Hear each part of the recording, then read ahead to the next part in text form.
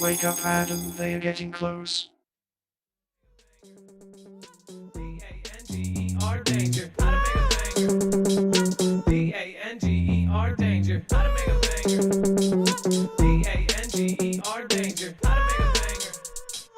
D-A-N-G-E-R danger. How to make a banger. So apparently the Titanic submersible imploded. They said that they believe the 5 passengers on missing sub have sadly been lost. Now, this is probably not news to most of you because this is all that mainstream media has been able to talk about for the last, 4 days or however long this has been going on.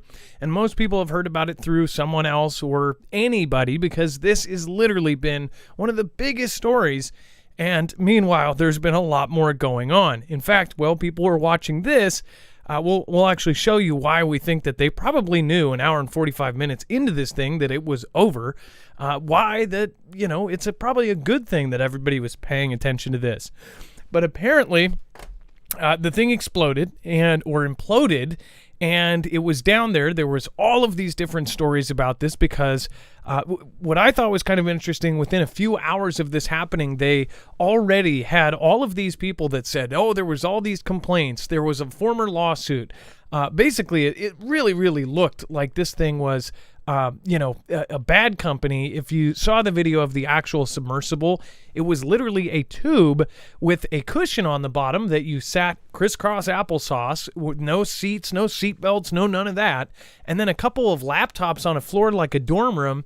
And then they literally used not even a real PlayStation controller, an off-brand Logitech one that was actually controlling it. Now, everybody goes, they used that. They had like 50 backups, I think, or at least 3 or 4. They're like, that's not an issue. And then even in one video, he throws the controller across the thing against the wall and he goes, no, these things are sturdy. Many people made fun of that, but let alone we do know that actual missile systems and remote controlled guidance systems used by the military actually use, I believe, an Xbox controller. So that's not really that big of a deal. But as far as they had camping lights in this thing, the entire thing was the window. The lawsuit that was a couple of years ago actually rated the front window for 13,000 psi or 1,300 psi. And where they were at was down at 4,000 psi. And this thing supposedly imploded. So the good thing is that it would have been an instant death. Like, these people would have not felt anything. They wouldn't have known what happened. It would have happened essentially like that. Now, the memes have gone crazy on this. Again, now that we know that they have perished, either way, before we knew that they were perished, you would think there would be a little bit more sympathy. But at the same time, you kind of see where our society is at. People really do not have any sympathy for the ultra rich, which a few of these guys were. But mostly it was the whole situation. It was the narrative around it. It was the painting of this picture that really made this a big story. Obviously, many of us were touched by the movie Titanic, and that was a huge, huge thing. And it's one of the greatest, amazing kind of stories in our history. It's a tragedy, but it's one of the most amazing. Obviously, that's why Titanic did so well when it came out and when it was re-released and all of these different things. But it's also why people are fascinated by it. There's an entire ship that's basically stuck in time at the bottom of the ocean. And this thing went down there. But stupidly, there is all sorts of reasons why this company should be absolutely accountable for this. There's also reasons why this is really, really shady. And people are obviously already calling people, anybody that questions this is like, they're kooky. But there were several things on this thing that just didn't make sense. But is that on purpose? Because guess what? Well, everybody's sleuthing through all of the records and who these people were and questioning if they're actually still around somewhere. While they were doing that, some major things happened around the world. In fact, big companies, the same big companies that had big things happen and come out about them, are now in huge deals that were done basically right under our nose. So we'll talk about that and much, much more. But again, the 5 people in this sub were gone.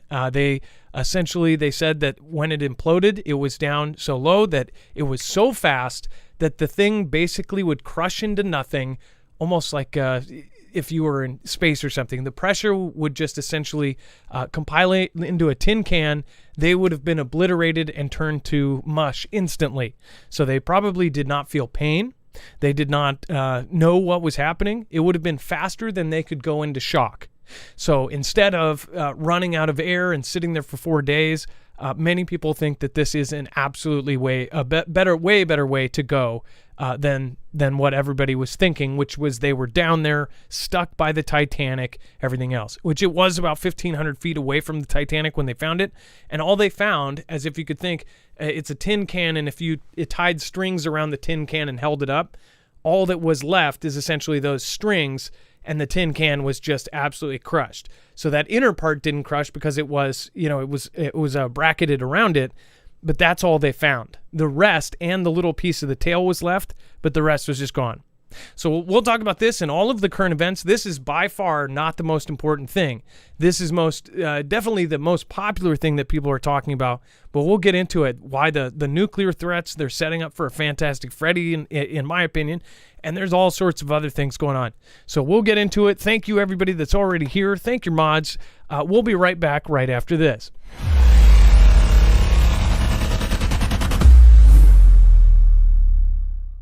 Nothing in this show should be considered legal, medical, or financial advice. The views of the callers can differ considerably and do not necessarily reflect my opinion, Dex's opinion, or anyone else who works with the show. You should always do your own research and consult with professionals. The internet is full of fake news, so please take everything with a grain of salt. If you have not already, it helps us out if you end up going through any of our affiliates, and it helps you out if you end up protecting yourself against cybercrime. NordVPN is one of the best and one of the easiest to use. If you do not have a virtual private network, it protects your IP address, which is your online identity, which actually connects to your real address and everything else. It also connects to you. If you know anything about how they are data logging and basically getting your profiles down, you can prevent that by having a VPN. Nord is, again, one of the easiest. Download it. It's like an on switch and off switch. All you have to do. Go to marfooglenews.com/VPN. Not only will you get a giant discount on this, but you will also be helping us. I appreciate your support, and I appreciate everyone that goes through any of our affiliates. Can't say thank you enough. D-A-N-G-E-R danger. How to make a banger. D-A-N-G-E-R danger. How to make a banger. D-A-N-G-E-R danger. How to make a banger. What is going on, guys? It is Adam, aka Marf, and this is Marfoogle News. Today we're going to talk about a lot of stuff in a short amount of time. So remember, you can always go over to marfooglenews.com and you can find a full bibliography for every single article, tweet, video, picture, document that is going to be on the show. Now remember, all you have to do is look for today's thumbnail. Danger, this could get way worse. Nuclear threats, SHTF. Again, this is... mind you, this is not. This should not be considered clickbait. You'll find out why here in a minute. There are some pretty big things happening, and I'll tell you why I think it's a setup for something. But once you click on that, you'll find every single article, tweet, video, picture, document that we're going to show you here today. Plus, this will be added to as the show goes on. If there is breaking news, we will add it to the website and to the syllabus right before. And then, of course, there's the overflow. This is all the stuff that we could not fit into the show, or the more political-leaning stuff. That is all over there. So there's a lot of great updates over there, so make sure to utilize that. And it is archived and searchable up in the upper right-hand corner. Let's bring in my co-internet brother, Dex James. What is going on, and how are you doing today? Hello, Adam, and hello, Foogle fam. I'm doing just fine. So, okay. So, by the way, make sure to go check out marfooglenews.com/friends. We've got our great mods. Let's drop an M in the chat right now for our mods, and just say thank you to them for keeping it a peaceful place down in the chat. Make sure to pop in if you've never been here before. There's a really great community here. If they're not, they're probably new, and around a couple weeks in, they usually get into the groove of being awesome and nice. So let's see here. So first of all, the U.S. Navy detected the Titan sub implosion with top secret acoustic systems, and the day vessel went missing. This is absolutely crazy. So first of all, I heard that about 8 hours in is when the first call went out. So is somebody lying here, Dex? Because they said that and according to this, it says the U.S. Navy detected what it suspected may have been an implosion within hours of the Titan submersible descending into the ocean to visit the Titanic wreckage. It says this: a U.S. defense official said that the Navy began listening for the Titan immediately after the vessel lost communication with the mothership, approximately an hour and 45 minutes into its mission Sunday. Now, Dex, am I reading that wrong, or are they saying that the U.S. defense that the Navy actually began listening after an hour and 45 minutes? the public was told that they didn't call, OceanGate didn't call anybody for 8 hours. Or did they change that? Yeah, exactly. And I think that's kind of crazy. The way, I don't know if this is just the author has misspoke when they wrote this, or if the U.S. defense officials are misspeaking, or if they're saying this and it's kind of going counter to what was told. Because what we were told is they waited many hours because it is not uncommon for them to lose communication when it goes down there. And they waited and waited and waited, expecting to get communication back. And then when they didn't, that's when they called. That was many, many hours after. So for them to say that they were notified as soon as the vessel took off and they were listening at the 1 hour, 45-minute mark is where they picked it up. Now, I would understand if the Navy has recordings of this because they're always listening to everything and they happen to capture it. And if they look back at the timestamp, it lines up with that hour, 45-minute mark. That would make some sense. But the way they're reporting it, it's kind of suspect to me. Okay, it's more than suspect. Okay, and maybe it's supposed to be that way. Maybe they are literally making this look like it is some sort of theory, right? Because that will get everybody commenting, debating, talking. If you look at every single company that runs social media, they make things. They will literally, uprank things that have debate, even if it's bad. They will uprank, controversial videos because they have tons of comments and it's causing a big stir and a lot of people are talking about it. Because overall, then people are going to go watch that video, whether it's a bad view or a good view.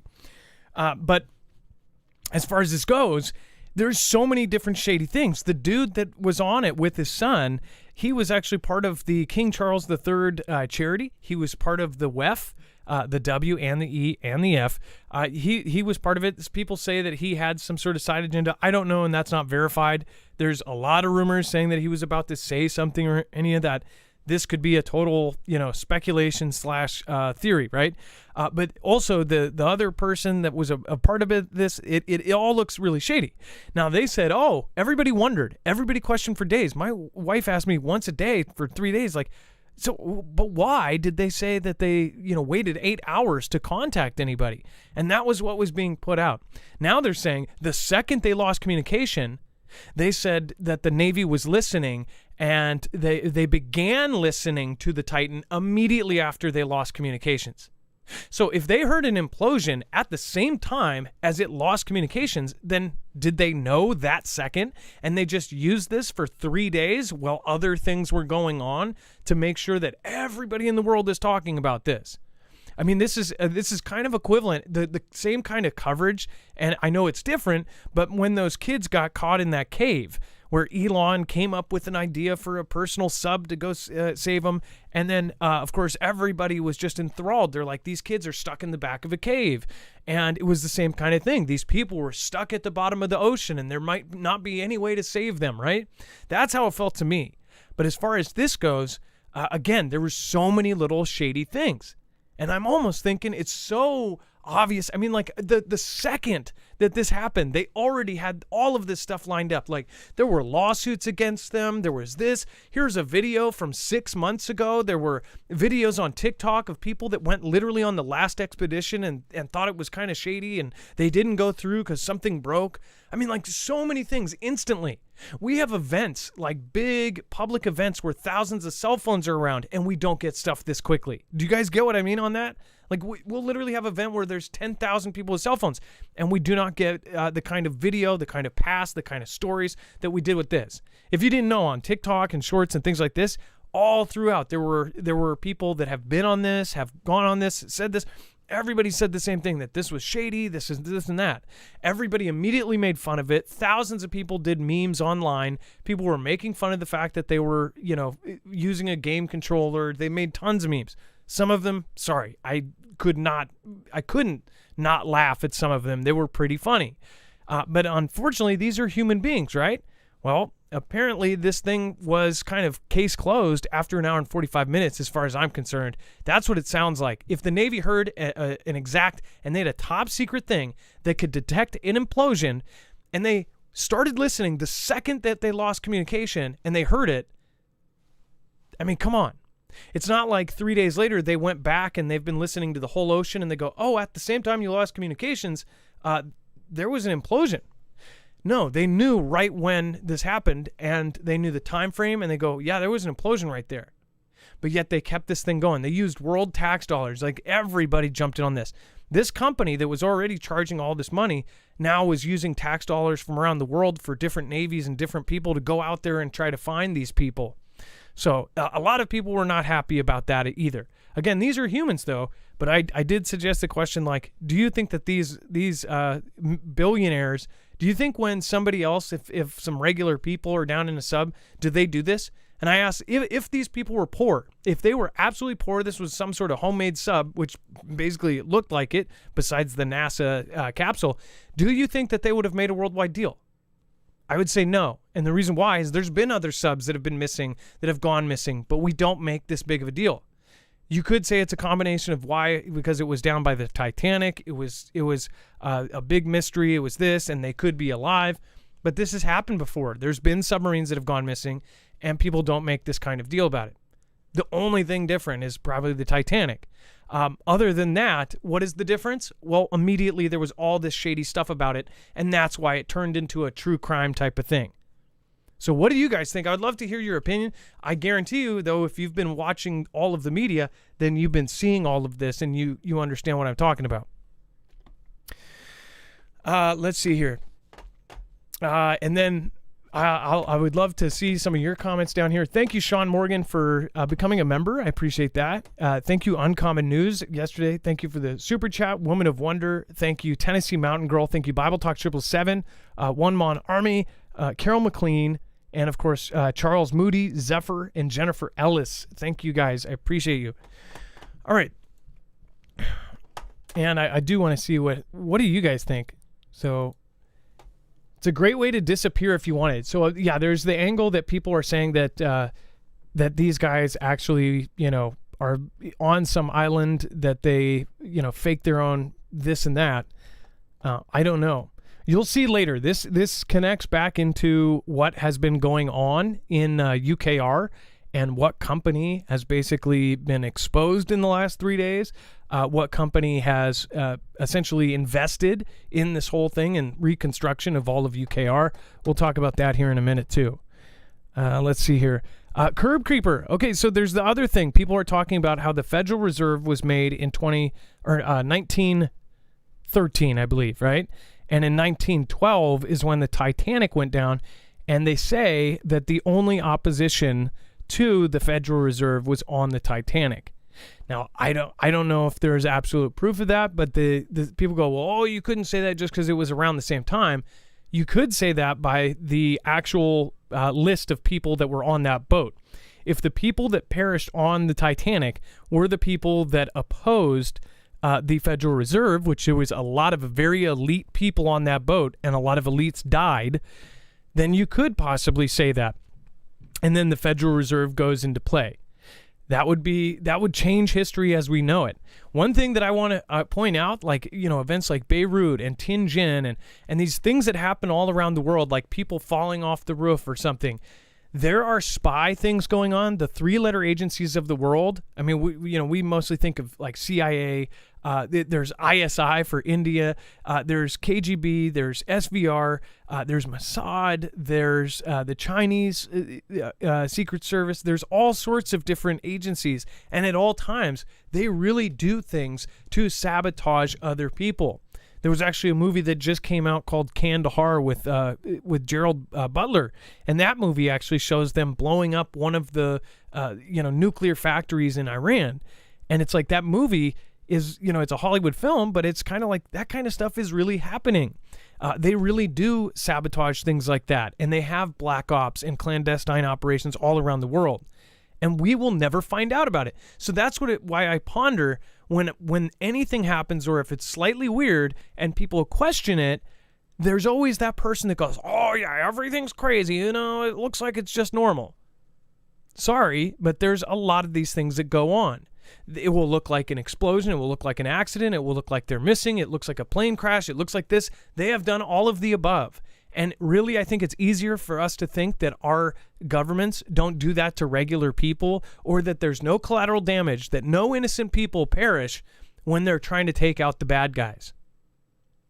Isn't that much easier to consume and to swallow than our government and every other government in the world basically takes the lives of innocent people while enforcing the laws that say nobody else can? Just saying. It's kind of a crazy thought. Dex, do you want to cover Boeing and the University of Washington deny OceanGate's claim that they helped design the Lost Titan sub? So apparently on the website for OceanGate, they have been claiming that the submersible was built in conjunction with working with Boeing, NASA, and the University of Washington. But in reality, what's happening is, while I guess NASA was involved in parts of it, and that hasn't been explained what exactly they did yet. But according to both Boeing and University of Washington, they're saying, hey, we had nothing to do with it. It's not true. Apparently, there was some sort of connection with a testing of a prior vehicle that was built early. I think it was with the University of Washington. It was a grant and a lot of money that was made available, and they parted ways after they built that. And it was the Cyclops 1, which was an earlier version of one of the submersibles that could only go like 1,600 feet below the water. So it wasn't the Titan as they're claiming. So I guess a lot of people are trying to distance themselves. Like in this case, if both Boeing and the University of Washington's name were sort of indirectly used to make himself look, or make his craft look like it was better, they're trying to distance themselves from it because they don't want nothing to do with it. The other question about NASA, though, that's one that they're saying, there may be something to that, and we're not sure what exactly they did to it or what they did with it, what they provided. At least I'm not confirmed on it yet. I think they're trying to get answers to it, but that none of that really matters because at the end of the day, it's OceanGate's product and problem. Well, it would make a difference if they were lying about all this, but this has been around for a while. They would have immediately, somebody would have called Boeing or University of Washington. Why are they only saying it now? Or are they covering up the fact that they helped and their thing failed, right? Seems more likely that they're now, I don't know. What if they were literally denying it now so it even causes this? Doesn't it seem like there's just all of these flags that are popping up everywhere so you question this thing, but then they're saying, oh, no, it's all fine, and no. They're literally telling you to question this, and they're literally making this as shady as it possible. So, and then the MSM will get on people's case about, questioning things. But yet, look at this. Look at this event. Before these people were even declared perished, they questioned every little route that they went down.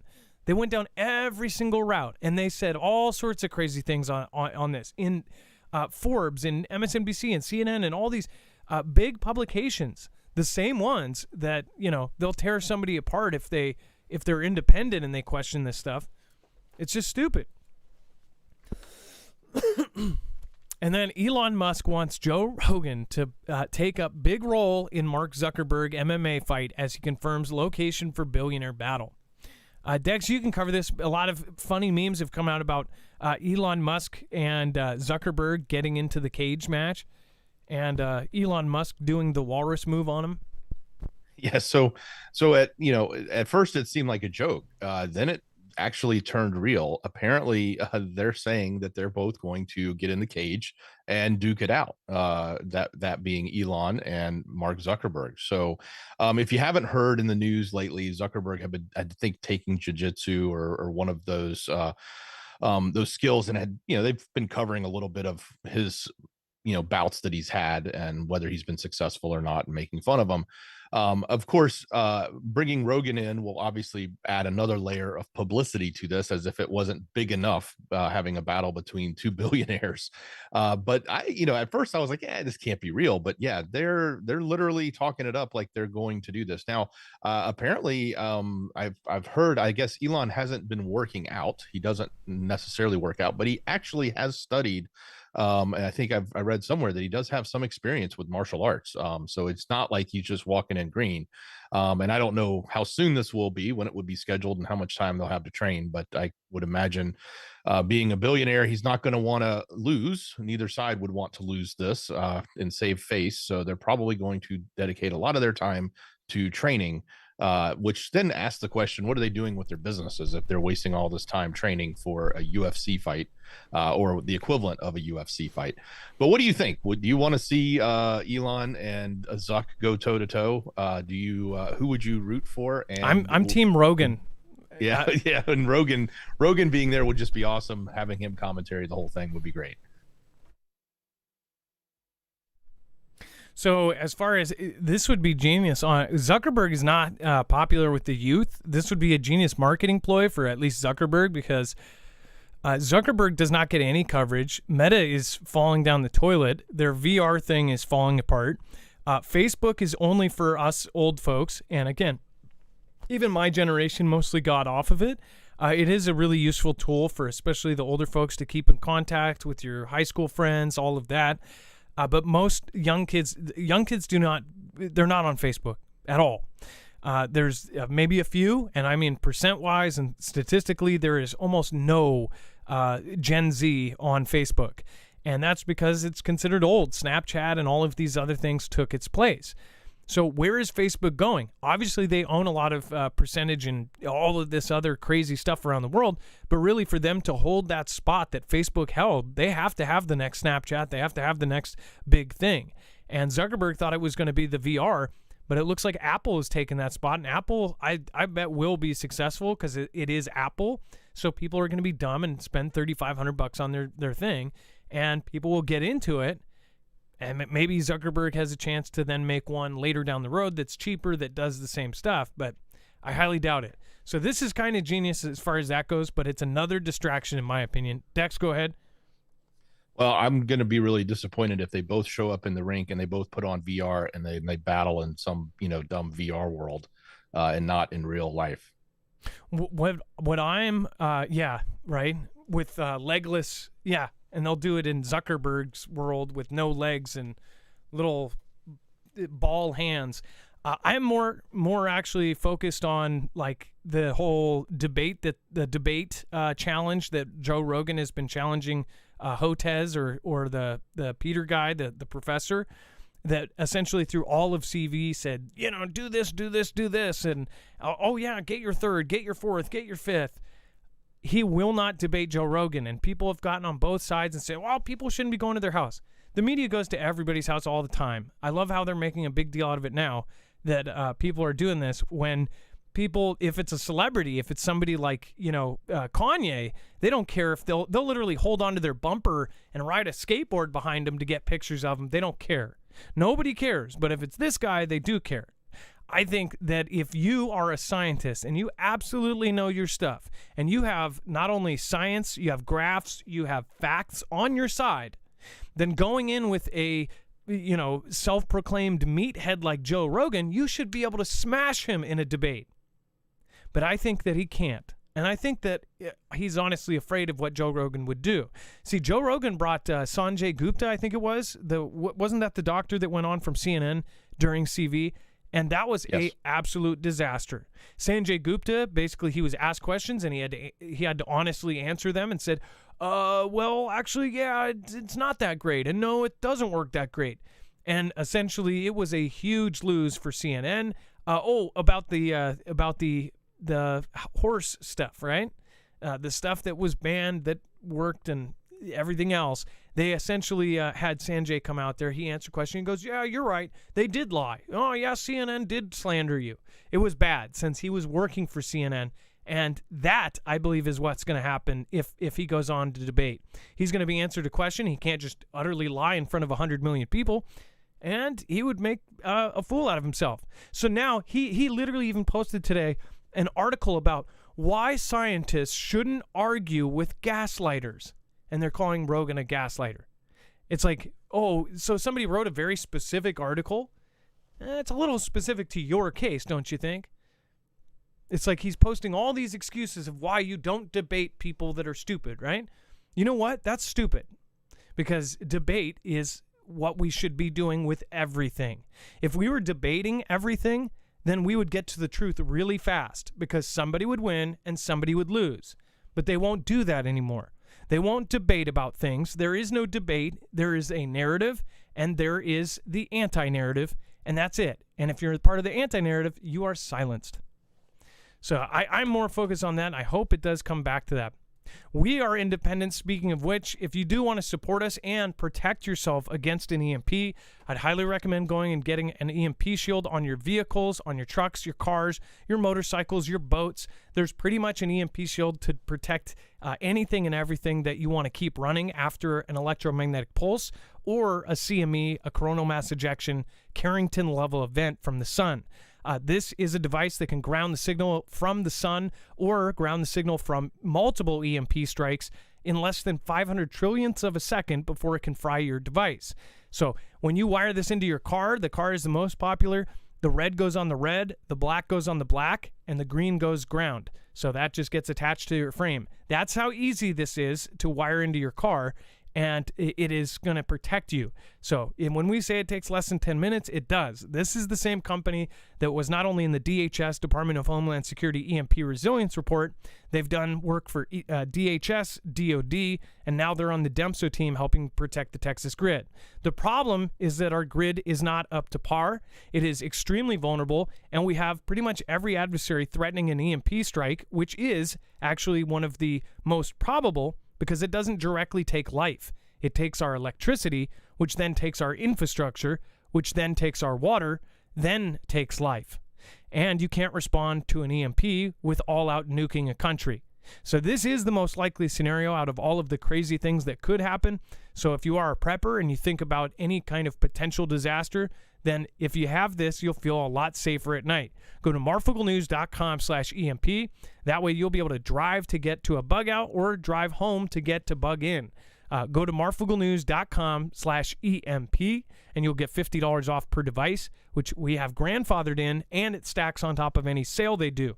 So go to marfooglenews.com/EMP. You can also get it for your solar system, your solar generator in the case of the energy, and of course you can get it for gas generators as well, and even your ham radio. That's marfooglenews.com/EMP. And if you don't go through that link, you can use the code MARF. Thank you guys, and we appreciate it. We are independent, and this not only helps us, but it helps you. All right, and then go ahead, Dex. Hey, quick question on the debate front. Was that, if I understand it correctly, maybe you can correct me if I'm wrong. I thought, was Rogan inviting Hotez to actually debate Kennedy? RFK.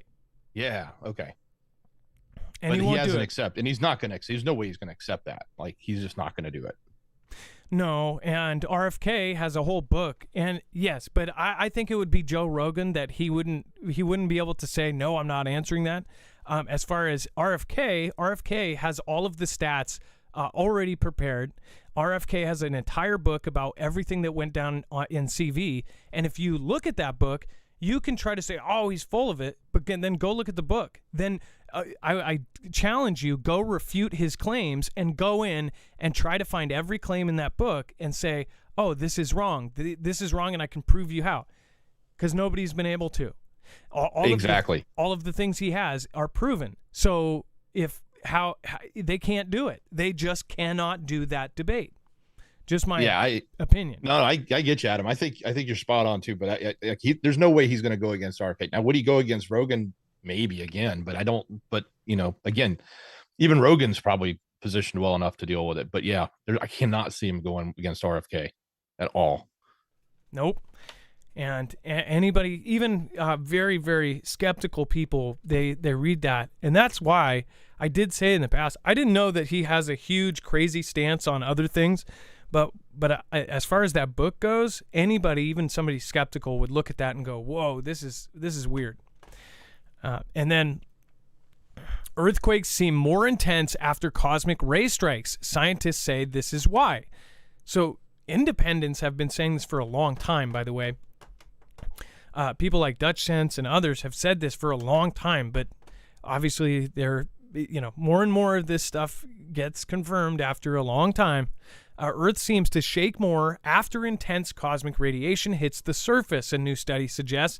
The surprising study by a team of Polish researchers analyzed 50 years worth of data and found that the intensity of global seismic activity correlated with the average variation in the intensity of the secondary particles created by cosmic radiation, with a time lag of around 2 weeks.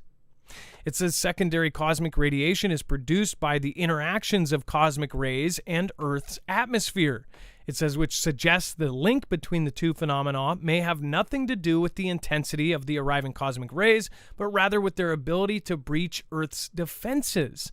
The team said that they would ruled out the possibility that the observed correlation was down to chance alone. So when they keep finding it time after time and time and time again, it's pretty impossible when it happens every single time after a certain amount of time that it's just a coinkydink, right? If a connection is confirmed, scientists could use it to better predict powerful earthquakes that cause massive structural damage and human casualties, potentially reducing the impact of such natural disasters. Dex, so they're saying that basically they might be able to actually look at this. It seems to me like, Dutch has been using stuff like this, and others have used stuff like this for a long time to say that, hey, there's going to be earthquakes and there may be intense stuff here already. Yeah, we hear about this in alternative all the time. This whole theory, like whether it's, even coming from the sun, other types of events that have happened that, they're drawing correlations to, but to see it, starting to come around and, in the, I guess, the scientific community or the mainstream community, really, if you want to call it that, bringing it to the forefront, it's kind of interesting. It's also one of those like, hey, a lot of us sort of knew this. This isn't like an eye opener to those of us that have paid attention to Dutch, listen to wages, follow any of the stuff that happens with, activity in space and how it correlates to what actually happens on the ground here. Yeah, it's no surprise to me. Porsche Smith, I believe that's Portia. Portia Smith, thank you for subscribing, and I appreciate that. Bible Talk 777 says the rich bankers were involved in Titanic. It says one of the Fed side that had ticket but last minute backed out. You are right about the Fed stuff. No ice. And then somebody else said, maybe that was just a comment. Somebody said that Jacob Astor was the opposition to the Federal Reserve, and he ended up perishing there. I don't know the full story behind that, so but I thought I heard about that like a few years ago, way before this sub thing. And then Bill Fortenberry, thank you for the super chat. Thank you for supporting. You can always write a message there as well if you didn't know. And then James Wright says, remember the missing Malaysian flight that disappeared with high-profile people? What if they were going into hiding or have a spot on the Mars shuttle? James Wright, I don't know, but that Malaysian flight, that was also just and there were high-profile people on that. And it just makes you wonder. Like, it also makes you wonder when you know that, say that it did have to make an emergency landing on like one of these like super ungoverned islands or something, and they got taken hostage and they kept it secret, and essentially they didn't negotiate with the people that asked for millions of dollars or something, and then they took them all out and did something. Would the US or other governments actually tell us how many of those kind of things actually happen, or have they happened before? Have we seen some planes missing? And, it's not the Bermuda Triangle. It's more like Gang A or Gang B, right?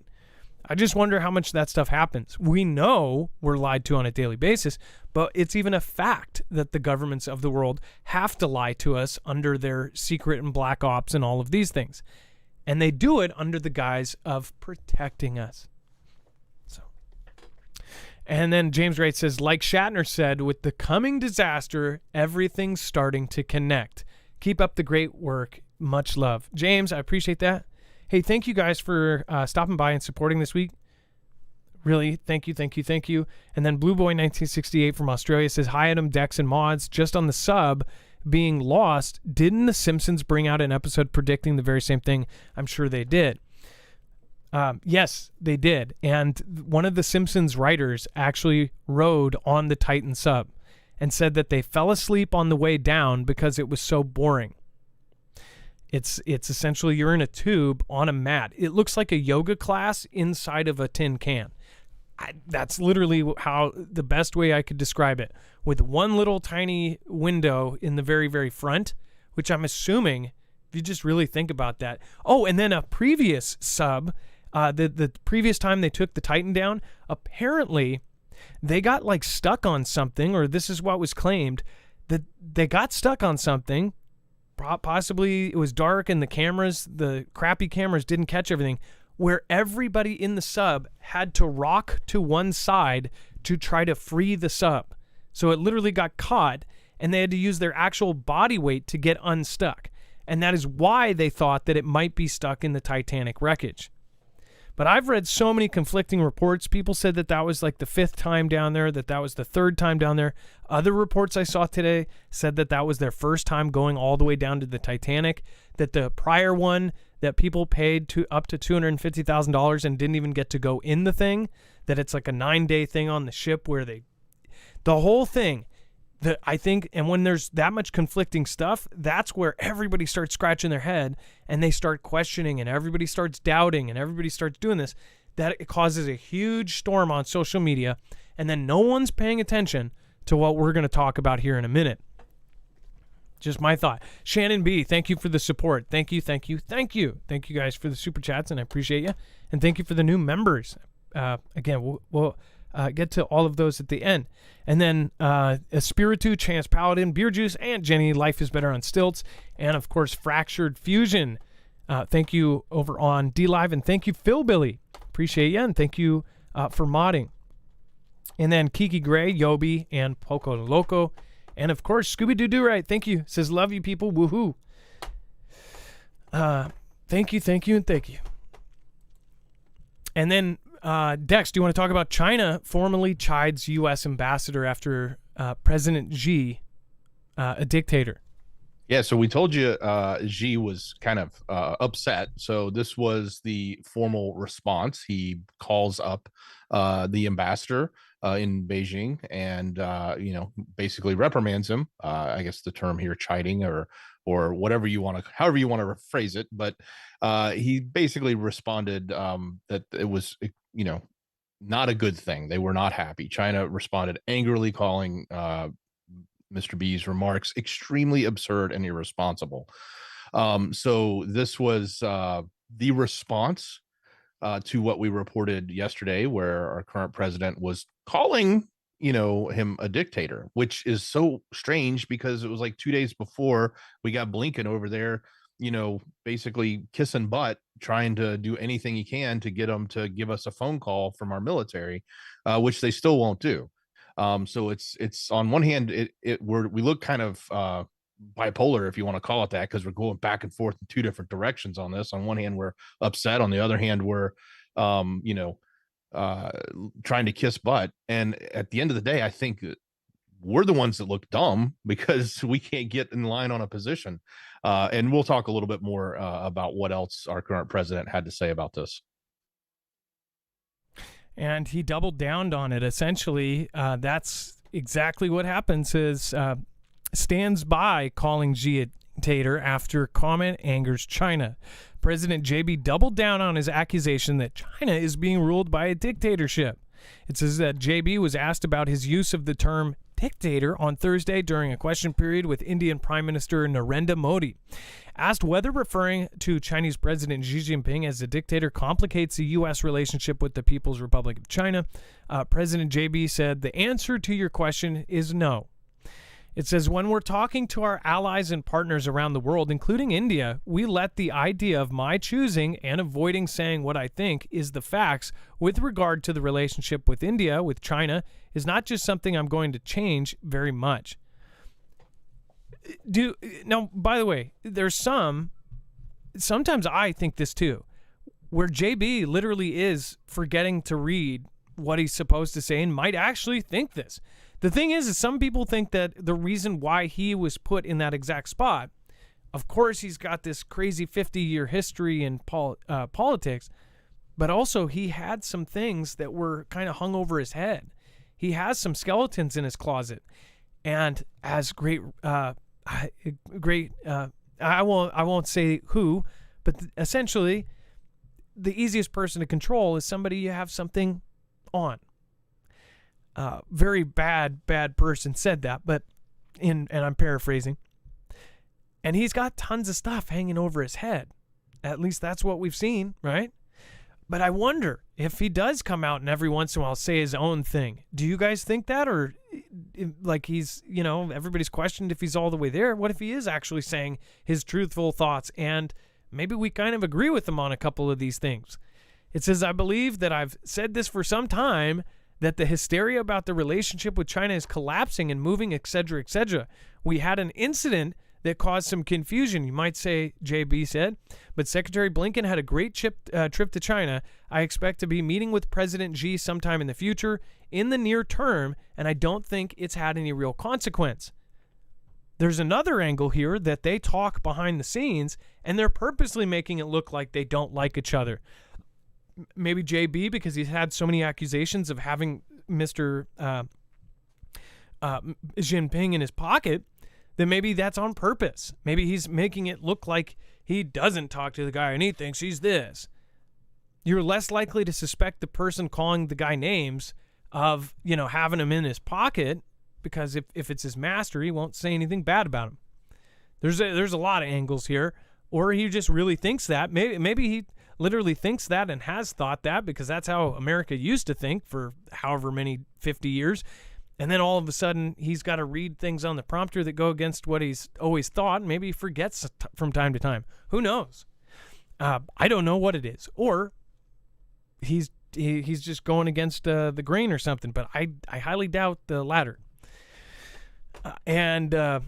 It says the reason why Xi Jinping got very upset in terms of when I shot the balloon down with 2 boxcars full of spy equipment in it was he didn't know it was there, the president said. That's a great embarrassment for dictators when they don't know what happened. Like, this is actually kind of savage. Dex, I mean, like, you kind of want to be like, well, wow, that was actually probably the only good thing I've heard him say. Well, yeah, like you said, is it him being off script, or is it him laying down a cover?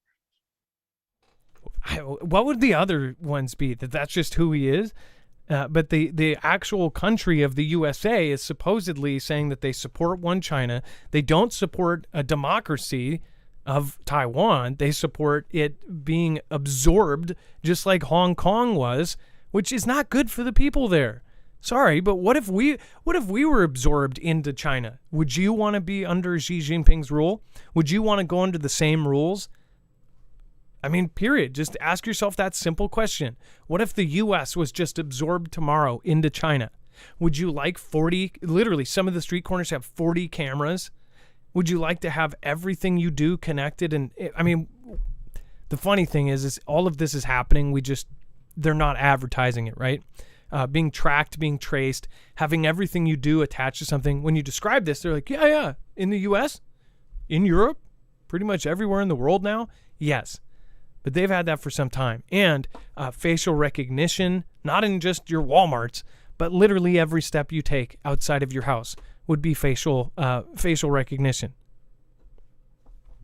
This is crazy. We're living in a crazy, crazy time. And all right, and then thank you, mods. I appreciate it. Let's do a roll call. Where are you guys from? Drop it in the chat.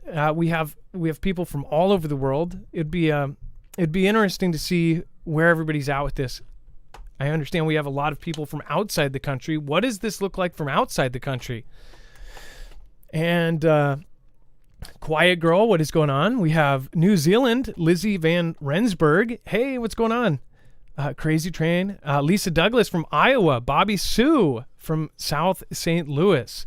We've got Dallas in the house, Oklahoma, Wisconsin, Alabama. Hey, what's going on, Carol? Lambs, Missouri. What's going on? Sandy in Georgia. We've got Dave from Connecticut. Escalon, California. Is that right? Mike, what's going on? We've got New Mexico, YFG. The Swamp, North Carolina, Sarah Barra. It's nice to see you, Sarah. Rip Curl Readiness from Southern Oregon. Sebastian Lawyer, Alberta, Canada. Surprisingly enough, there's not a lot of Canadians. And you know what? We used to have a ton of Canadians here, and I think that's because of what they're doing with YouTube and the Canada laws. If you didn't know that they're essentially, if you're not Canadian enough, you might not reach. They might not suggest you outside the country. Did you know about that, Dex? No, I didn't. Somebody says not every camera is facial recognition. Are you talking about in China? Well, I would assume. I would assume that's their goal, though. And I know from their own reporting in the Global Times that they have more facial recognition cameras than any other country in the world. So yeah. And yes, the U.S. already has this stuff, and it's growing too. And then Dex, let's cover the U.S. Coast Guard ship transited the Taiwan Strait after Blinken's China visit. So if saying that we are not going to support or support Taiwan in an invasion and that we stand by the one China policy wasn't, on one hand was one side of our mouth talking from Blinken, we turned around and ran a ship through the Taiwan Strait as he was leaving, or at the same, right about the same time. So they're just now telling us today, though, that this ship went through the Taiwan Strait on Tuesday, basically after the Secretary of State Antony Blinken completed his visit to Beijing. So we don't just run, we do go through there from time to time. We do it just to sort of say that we think it's international waters, et cetera, et cetera. So this is not uncommon. It's about timing.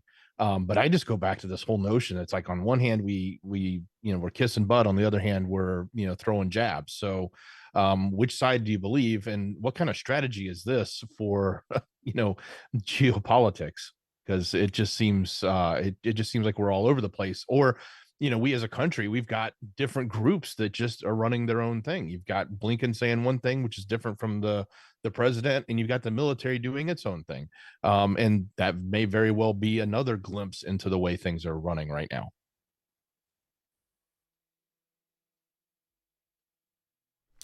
Yeah, as far as who is running, who knows at this point.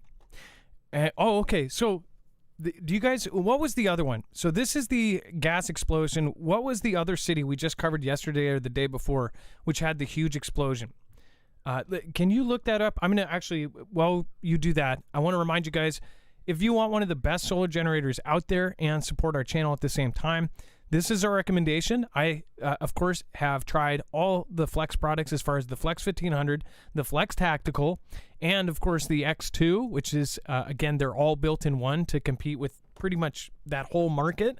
They have pretty much every chunk of the market as far as covered, and I think that they are the best in each one of those. As far as the Flex and the Flex Tactical, these are modular systems, so they're like Lego, and you can essentially expand them up to 96 batteries. You can actually mod how they perform. You can add UPS, you can add superchargers, you can add all sorts of different performance-enhancing things as you go. So you can build the exact system that you want, and you can build how much you need. This hooked up with solar panels, which you can get packages. Highly recommend the folding ones. This, you can have unlimited power. As long as you have sun, you have power. Now, you can use this in overcast days. A lot of people think that you have to live in Arizona or something to have solar. You might need more panels, or you might need to put them out longer to get less power. But pretty much anywhere can use solar. It just depends on what your setup is. So again, I think that this is good for everybody. As far as a backup, this is awesome because it's on demand. Once you have this fully charged up with a battery or two, then if everything goes out, you have a backup power supply. So go over to marfooglenews.com/energy, INERGY, and make sure to use the code Marfoogle. The Tactical, if you definitely want the best of the best of the best, the Tactical is definitely it. It actually has built-in heaters to every battery. It has 1,500-pound latches, so this thing could drop off a truck. This is a workhorse of a solar generator. This is definitely one of the best things they have ever made, and I only say that because there's some stuff coming out later that it's going to be just blow everything out of the water, but it's going to be like more of a big thing. So this is definitely for a portable generator. This is one of the best that has ever been made. Those latches make a huge difference as far as if you are moving a lot. Go to marfugglenews.com/energy, and that is, again, the one that was designed by the Air Force Research Laboratory and Energy in collaboration. So the military actually helped with that one. It's a great, great brand. And the reason why you want to go with Energy is because if SHTF or a disaster or an earthquake, something happens, you want something that's actually going to work. Not when the power goes out and all of a sudden you're pushing the button and nothing happens. That's why people go with Energy. It is definitely, you get what you pay for, and this is the best. marfugglenews.com/energy, and make sure to use the code Marfoogle. Otherwise, you will miss out. So there was a explosion, what was that, a couple days ago, Dex? Wasn't it Paris, or where was Paris. that? And it was a massive explosion. Now, all of a sudden, there's another huge cooking gas explosion, and it takes now this actually took the life of 31 people. As we were covering the other one, it was about 30 people as well, but they were apparently injured. And I don't know if do we have an update if there was anybody that actually perished from that, because at the time, nobody had perished, but 30 people were injured. I'm looking. I do not see. I think there's still somebody missing after that, but they've not said that anybody has perished from the Paris incident, which was at Paris American Institute or something like that. Yeah, kind of strange. It was at the Paris American Institute. It was an international art institute, I believe. And then all of a sudden we have a massive cooking gas explosion at a barbecue restaurant in northwestern China. Took the lives of 31 people and injured 7, Chinese authorities said Saturday. A blast tore through the establishment at 8:40 p.m. Wednesday on a busy street in Yenchuan, the capital of traditional Muslim Ningxia He Autonomous Region, as people were gathering on the eve of the Dragon Boat Festival holiday, the official Xinhua news agency said. The festival is a national holiday and devoted to eating rice dumplings and racing boats manned by teams of paddlers. Online news site The Paper cited a woman identified only by her surname Chen, saying that she was about 50 meters from the restaurant when she heard the explosion. She described seeing 2 waiters emerge from the restaurant afterwards, one of whom collapsed immediately, while thick smoke billowed from the restaurant and had a strong smell of cooking gas permeated the area. Sound familiar? Well, it just happened yesterday or the day before at this Paris place, and the same exact thing. Huge explosion, they smelt gas, and yes, gas explosions happened all the time. But when you have 2 really big ones in 2 very similar settings like this, it's kind of weird. And here's the reason why. Yes, this is the official thing, probably just an accident, right? Well, going back to what I said earlier about how there's always these kind of events that happen in our world, and you really don't, this very well could be some like 3-letter agencies things that go back. Who was in the restaurant? Who was in that international thing? I asked yesterday or the other day, I literally said, watch, something's going to happen somewhere else. And I said, this could be somebody's son, some high profile person could be going to this art school.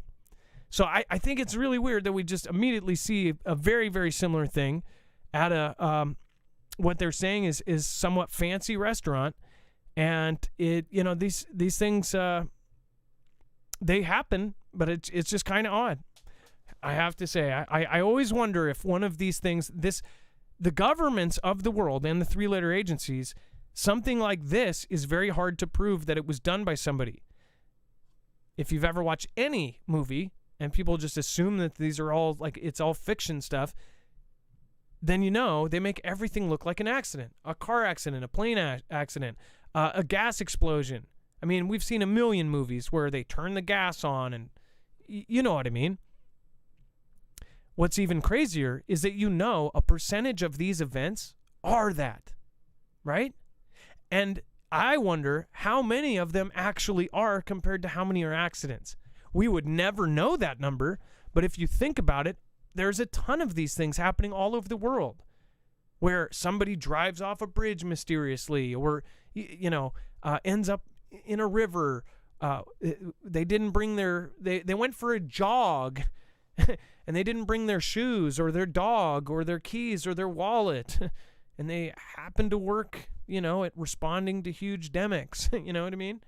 And they said that they took their own life by jumping in water, and their family said, no, they didn't. You know what I mean?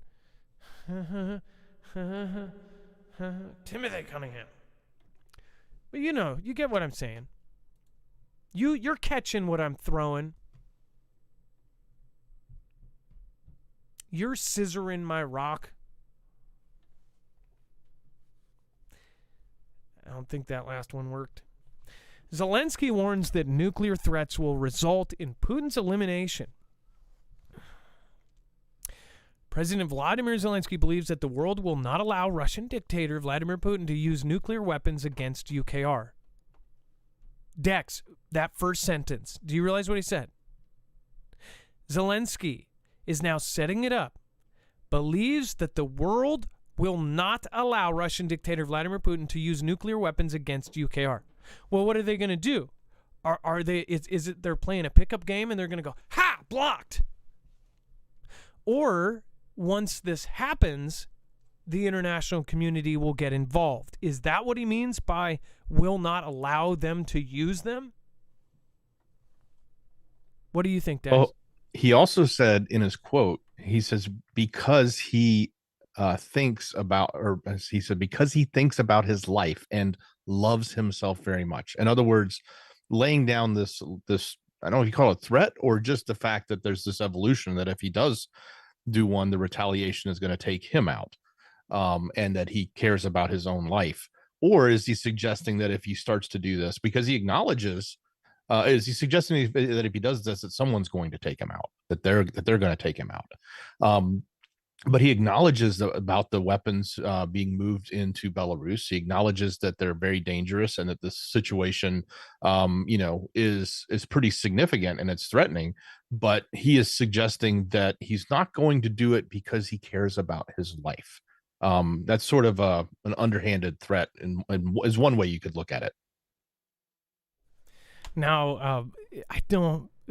Black belt Putin probably isn't, shaking in his boots compared to dances in women's clothes, but as far as the words being set up here, it really seems like they are talking about them getting hit with some sort of nuclear event.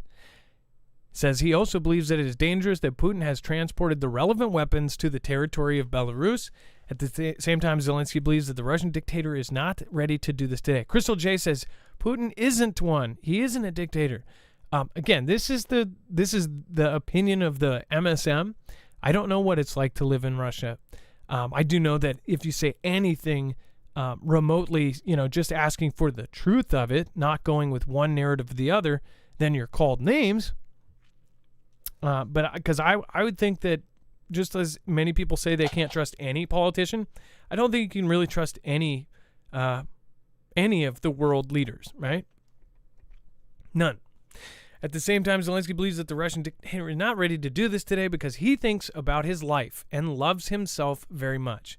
See, they threw in a little jab there about he's egotistical, right? Coming from an actor.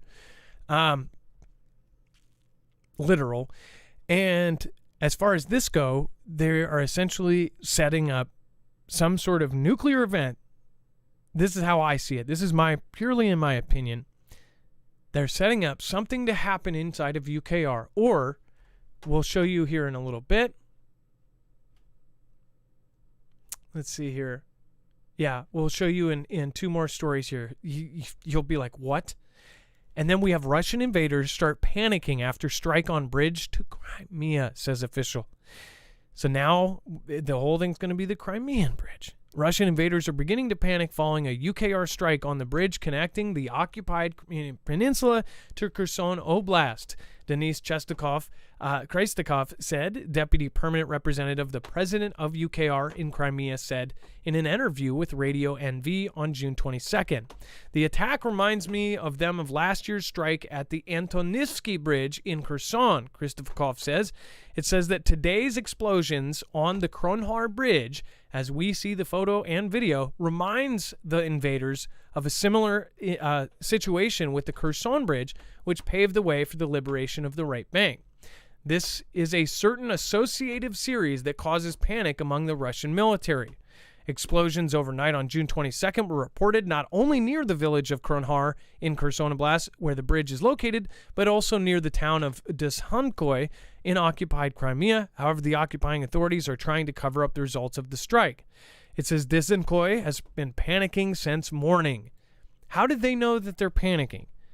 I just want to point out when they're doing something that's just speculation. They don't actually know, unless they're telling us top secret information. But if there's no source ever, it's just speculation. They do the same thing about us. They say, oh, they're panicking. You could assume, but that's assuming that we actually know what happened there. Local residents are reporting a large number of explosions in this area, which the occupation authority is silent about. Many Crimean residents are engaged in the transportation industry. Now their relatives have started to worry as they cannot contact the drivers by phone, and this results in the spread of negative opinions and dissatisfaction with the authorities' actions. This sounds a whole lot like a painted narrative. One thing I've noticed, though, too, is that people comment when we read a story, and we're reading it so then we can get your opinion on it, so we can all talk about it, we can question it. They will see something and they'll essentially think that that's like our opinion, or they'll say, why do you always say this about India, or why do you always say this about Russia, or why do you always say this about China, or why do you say that? A lot of the times my opinion is much separate from what the MSM is, but again, people just think that. The whole thing is we need to read this out loud with other people around and be like, hey, what is everybody thinking about this? Not just accept that what is being put out is just being consumed by everybody. There's articles that are put out all the time. When we read them out loud, everybody goes, no, this sounds like BS. Then you and everybody else is sitting around going, whoa, so everybody else thinks this is BS too? Oh, good, I'm not crazy. And that's the main point of this. Like, we have to look at mainstream media, find the patterns, and you can see the future. I'm telling you, this is better than a crystal ball. Once you find the patterns in what they do, it's unbelievable. It's like watching a bad B movie and you know they're going to run up the stairs instead of out the door. Every single time. You know that they're going to sit there after they're running from a murderer. They see somebody they haven't seen in a day, and they go, oh my gosh, thank God you're safe. Oh, let's talk, let's kiss, let's have fun. Oh, let's hug, let's embrace. Even though 2 seconds ago you were running from somebody. Why are you sitting there embracing? Keep running, you idiot. You get my point. But the mainstream media and the actual agenda behind it, it is very predictable. Dex, what is Zelensky warning about? Well, in the case with this bridge, that what we're talking about, the fact is the bridge was hit. The rest of it is sort of fluff around it. But going back to what he is talking about as it relates to the story there about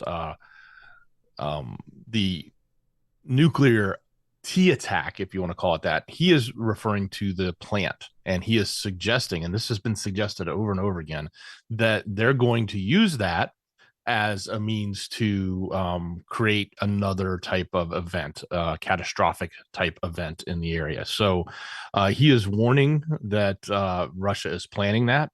I'm sure if you were to listen to Russia, they would probably tell you that they're warning that Zelensky is planning to do that and blame them for it. So, we're never going to know any of, like, this is just, at this point, these are just massive Ganda statements, but you have to listen to them because it certainly can paint the picture that this event will probably has a very likelihood of happening. Like, it could happen, and we just won't know who did it. That's kind of like, it's kind of like with the dam. Like, both sides could have done it for various reasons. They both point the finger at one another, and everybody has their own intelligence saying it's the other side that did it.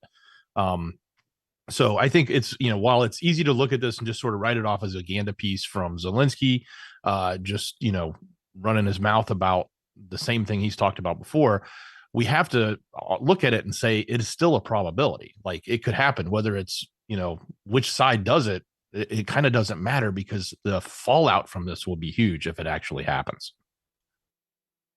And remember the previous piece here. They say warns that nuclear threats will result in his elimination. Basically says that they will find a way that they won't take it, right? The world will not allow Russian dictator Vladimir Putin to use nuclear weapons against Ukraine. Guess what? He says that. So what you see in there is that the world, they're not going to take this lying down. If he uses any kind of nuclear anything, the world's getting involved. That's a World War III statement. Think about it. What are they going to do? Go, you're a bad man. You're a bad man, Putin. Don't do that. And then he says, warns that they're planning a nuclear T attack to unleash massive radiation leak at Zaporizhzhia, which will affect Europe. When you look at the map down here, it shows a lot of places right there, but when you zoom out, the actual of area that will be affected is in NATO territory. And NATO getting involved. Well, look at what NATO's doing. NATO's infrastructure is already set up for World War III. They're digging 600-mile trenches in Russia, and they are putting fences and trenches and bears, oh my, and dragon's teeth all around Russia. They're preparing for this. They're not saying, oh, Finland, you protect yourself, and then if something happens, we do Article 4 and then go to Article 5, and then we send our guys to help you. They changed that. Now they're going to put NATO in all of the NATO bordering countries permanently, and they're ready for it. Then when something like this happens, guess what? The world's not going to take it.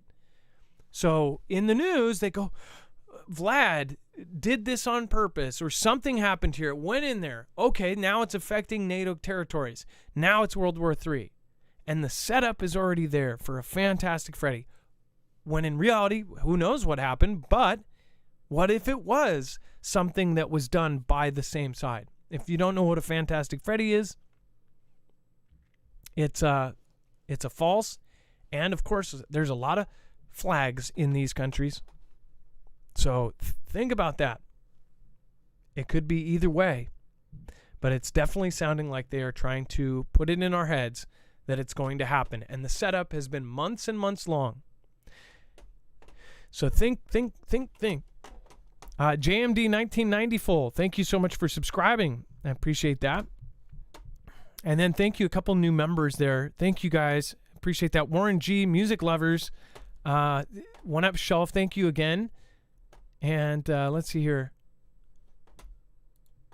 Rip Curl Readiness, thank you, and thank you. You didn't have to do that. Thank you. You already do enough when you mod. James Wright, thank you. It all started when ... Thank you for joining. And then Bill McGonigal, Snurps, Lisa DeGoyler, and Looking Up, thank you. Trusted Source, and of course WIS Jen, Peter Kukowski. Let's see here. Monk Me, Miss Jammer, Michelle Cameron, Sheridan Satfield, and Warrior for Christ, Lord Andrew, and Lone Wolf over the last week. Thank you guys. And Moscow court rules U.S. journalist Evan Gershkovich must stay in jail until late August. Dex, do you want to cover this one? So they arrested this guy. We covered when he was arrested. They arrested him for espionage charges. I think he's a journalist. I know he's a journalist. I think he was with, I don't remember who he was working for at the time, but obviously he's an American journalist. And he was trying to appeal, I guess, and see if they would release him. And they said, no, they're going to keep him longer because of the espionage charges that they're holding against him, which he is stating are, made up. I think he was reporting on some stuff and they didn't like that. And they basically grabbed him and detained him and, threw espionage charges on him. Maybe they're true. Maybe they're not. We don't know. The other interesting thing is, and I'm trying to get you a photo of this, this is how court works over there. They put you in a cage, and there's a picture and screener if you want to show it, or maybe you could open the actual article. It'll show it too, but you literally, when you're in court there, you're in a cage in the courtroom. You're like standing there in this glass cage. That's kind of, it's a different, a different thing. You can see the reflection of the guy taking a picture. You're a circus exhibit. You are a You're an animal. He just looks irritated. He's got a case of the moon days. He's almost got a smirk on his face. What a weird setup. I guess that's not too crazy, right? It's like a jail cell inside the courthouse, right? They can't do anything crazy. I guess in some we don't do that. Yeah, we can't do that because that would bias like a jury. Like if a jury sees somebody and locked in a box, that changes their opinion of the person, and they have the right to be considered innocent, right? So, that's why oftentimes they allow a defendant to wear a suit and look their best and try to look normal, even though they may have just came out of a cell on the other side of the door. They try to make them look normal. But yeah, different courts in different countries. But when I saw it, I was just like, wow, look at that picture. Imagine that's how you have to interact with a judge in a court. Different courts for different shorts. You know what I'm saying? Well, as far as, isn't it funny that we think like that? Like jury, we'll literally see somebody in a cage and go, oh, yeah, that guy's a criminal. Yeah, look at him. I mean, he's in jail. He's a criminal. Just like, there really is that kind of judgment that goes on all the time. Like in the movie Crash, I remember the first time I saw the movie Crash where the woman walks in and it's a Hispanic locksmith and she sees a tattoo on him and she's she wanted somebody else to do her locksmith. It's like that kind of stuff does happen. People judge on appearances. When I used to wear a suit every day, I would go into the same place. Literally, on my off day, I would walk in suit. I treated like oh, can I help you? Can I show you the aisle where that is? Oh, let me walk you there, bud. I would go in there in a hoodie, and they would literally, they would go to the same aisle, but they would just be following me going, what is he doing? It's like you get treated like crap when you're poor. If you're rich, people treat you differently. And if you appear to be upstanding, then they'll treat you nice. And if you appear to be poor, they'll treat you like crap. I'm sure many of you have been treated the exact same way in a store. It's like and then now, since CV, since Cope, all that stuff happened, since the mass theft that has happened and they unlegalized everything or basically they won't take anybody to jail anymore, especially for theft. Targets, Walmarts, all these places, basically if you are human and breathing in that store, then you are some sort of criminal. People just go in with whole shopping carts, fill the shopping carts, and walk out the back doors. Like that's how it is around here, at least. And I'm in one of those states that, just totally doesn't take anybody to jail, releases them, handcuffs them, goes, okay, don't come here again, and then gives them back their stolen goods and goes, That's the kind of place we're in here. I don't know if it's around like that around the country, but here it's like they treat you like crap. There is no such thing as customer service anymore. The customer is always right. That died a long time ago. Do you feel the same way where you are? Do you feel like customer service is just gone? And I understand that a lot of these places, they're barely paying minimum wage, so you don't really blame them. But at the same time, it's like overboard. It's not like they're not helping you. It's like they're looking for somebody to beef with as far as a customer. They'll tear your head off. And then, just a side rant, you can't ask anybody. You'll be one aisle. They'll be standing in front of the Q-tips. You'll go, do you know where the Q-tips are? And they'll pull out their phone and go, hold on, let me look it up. Instead of actually knowing what's in the store that they work at. That was just my old man side rant. Sorry for the old man side rant. Get off my lawn. All right. Before we move on, make sure to go over to marfooglenews.com/prep. And if you do want to get yourself long-term survival food, definitely recommend this, especially if you are on a budget. This is one of the most affordable ways to get a whole lot of long-term survival food. This is freeze-dried and will last 25 plus years. And of course, it is all sealed in Mylar bags, which then are double sealed into the buckets. That means that you can store this. There's a lot of people even can bury these buckets. You can store it in your basement. You can store it in your truck. You can store it at your bug out location. Wherever you want to put this, you'll have that food ready to go. Just add water and in some cases cook, and boom, you're good. You have 25 years to use it. So that's a huge thing. 2052. You'll have 3 months of food for that. So as far as this gives you $200 off on that, again, that is a huge, huge discount, and it brings it to one of the most affordable ways to get a bulk amount of food that is not only edible, but it is actually a whole lot of food for a lot less. So remember, marfooglenews.com/prep. Highly recommending go and look at their meat package as well. They actually have basically a whole thing of different freeze-dried meats that complement the regular package really well. So then you can add different meats into different things and mix and match. So make sure to go check that out. If you already have the 3-month kit, go check out the meat bucket, which sounds bad, but it's actually really good. marfooglenews.com/prep. That helps us. It helps you with a giant discount. And of course, it will be very good, and it could possibly save your life at some point. And then spiraling violence in the occupied West Bank signals a loss of control. Dex, why don't you go over this, and then I will go over the Red Rocks hailstorm. So in the northern West Bank, as they call it, they were looking at this as kind of like a pilot program. A way for them to think about a prototype for the future of, as they refer to, a Palestinian state. But they're seeing the violence just continuing to ramp up, and it's what they, I guess, had tried to do is not necessarily working. As we, get distracted with Europe, get distracted with the Titanic, get distracted with Xi and Taiwan and anything else happening in the Pacific region, we oftentimes forget about what's going on in the Middle East. So we got to pay attention to this, and we do look from time to time. Obviously, the biggest threats are going to be between Is and I ran to the store, and those two countries from one of the countries trying to gain their own nuclear capability. But then it's not just those two. You have to look at the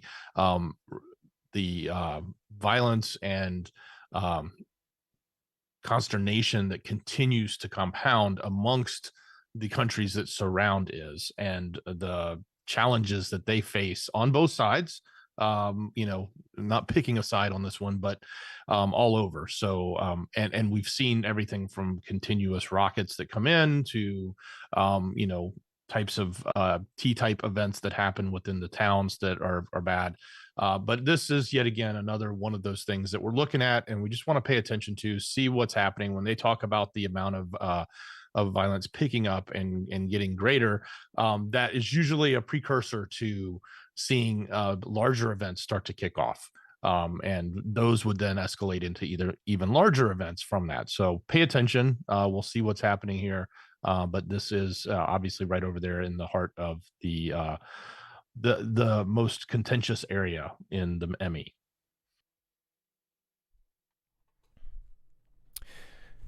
And like I said, that other movie, that Kandahar movie, it shows Gerald Butler essentially do some sort of hack that ends up, what do you call it? That ends up blowing up the nuclear facility. I just wonder if that's like some sort of predictive programming. And then Red Rocks hailstorm, nearly 100 concert goers are hurt. Concert goers were pelted by hail Wednesday night at Red Rocks Amphitheater as severe thunderstorms moved across Colorado. An estimated 80 to 90 people were treated for injuries at the venue, some of whom called 911 for their injuries. According to the West Metro Fire Rescue, 7 people were hospitalized. Injuries included cuts and broken bones. So this was pretty incredible. The videos on Twitter and other social media and Facebook shows people screaming and frantically trying to escape the pouring hail that blanketed the venue like snow. What's crazy about hail, and I have the one time that it was, we've had pretty big hail here, but the one time when it was golf ball size, that I was in, it happened like nowhere. Hail comes out of nowhere. It can be like kind of overcast, and then all of a sudden you have literal rocks just falling on your head. I was lucky enough that there was a carport right next to me, and I literally got to run about 15 feet. I only got hit by one, and it hit me in the back on my shoulder, and I remember it just stung. It felt worse than getting hit by a paintball. And I was lucky that there was the only thing in a huge field. The only thing was this tin carport, and I was lucky to be close to that. But some of the other people, the neighbors, one of them ended up getting a head injury and going to the hospital and was in a 2-day coma. This was when I was 17 or 18, and the one thing about this is just how fast it comes on. It didn't rain before. It just went from nothing to hail. Have you guys ever experienced this? Have you ever experienced the even bigger ones? I could not imagine when they've got baseball size hailstorms and just pelting you. They break windows. They break cars. We covered a story before that. Dex, do you remember we covered a story that talked about a hailstorm that essentially there was like millions of dollars in car damage because they pelted all sorts of cars and broke out windshields, dented cars, and like one of the rental companies said that it was just the entire lot was ruined. It was very large pieces of hail, and like in this one, I think there's a picture in this article. These are not that size, but man, if you look at the amount that came down in that photograph that's in there, if you're standing out in the middle of a field or a concert or an amphitheater like this, and this starts pelting you, that's gotta hurt, because they're falling from pretty high up and they got a lot of velocity on them. And while those may look like marble size or smaller, there's a couple golf balls. That's the thing. There may be a few bigger ones in there. They're all different. But the ones we've talked about damaging cars, like big softball size hails, could you imagine if you were in a situation like this with softball size hail coming down? That would be scary. Some of these look like I'm looking at it with this woman's shoe. You could see her, like you could imagine the ankle bones right here. One of these is as big as like the ankle bone, right? So it's probably that big around. Some of these are as big as golf balls. And if you're unlucky, you get hit one of those. If you're lucky, you get hit with one of the tiny pebbles, right? Have you ever been through a hailstorm with bigger than this? I'd love to hear it. Well, I wouldn't love to hear it. I'm not like, oh, yes, you got injured. Ian DeBow, thank you, says much love, Fooglers. Jay Vaughn, thank you for subscribing. Nice to see you. And welcome to the Mafia. Welcome to the Foogle fam. As U.S. military recruiting crisis worsens, armed forces find competition around every corner. Which we've talked about the recruiting. Now they're calling it a recruiting crisis. First of all, Gen Z is not trying to go into the military. Most of them see TikTok videos of, and this is no joke, there are so many different bases that let their people on TikTok. They're on base with a bunch, 15, 20 soldiers, and they pass the phone around. I've seen this several times where they're live. They pass the phone around and say why they regret joining the military. You would think from a standpoint of negative advertisement that would be in some sort of thing that they sign. Maybe it already is, and they're violating that. Have you guys seen this as well, where they're on TikTok and they're talking about how much they regret joining the military? And I think it's funny because those go to the very top of TikTok, and if you think about who owns TikTok and who's running it, it kind of makes sense. When those videos algorithmically are put so everyone sees them. I had literally watched the same live and talked to my friend about it, and he's like, I watched that one too. And TikTok, it suggests different things to different people. And my wife had it on, and I was like, what is this? And they were all on base talking trash about all of it, just saying that, I regret it, I blah, blah, blah. And they do it as a joke. I don't think it's funny. These are the men and women who are supposed to be our military to protect us from our adversaries. And they're joking around and basically telling young people, the young people that watch TikTok, Don't go join the military. You'll regret it. And then if you think, oh, well, we'll make up for that with a really good ad campaign to recruit, do you think ours are going to get people to come join? Ours are horrible. Ours have gone to crap. They're like, oh, well, everybody's okay, and you get a trophy for even trying tryouts, Don't worry about going through base camp. As long as you can spin in a circle and blow bubbles, you'll be fine. Can you handle a Logitech controller? Good, you can launch missiles.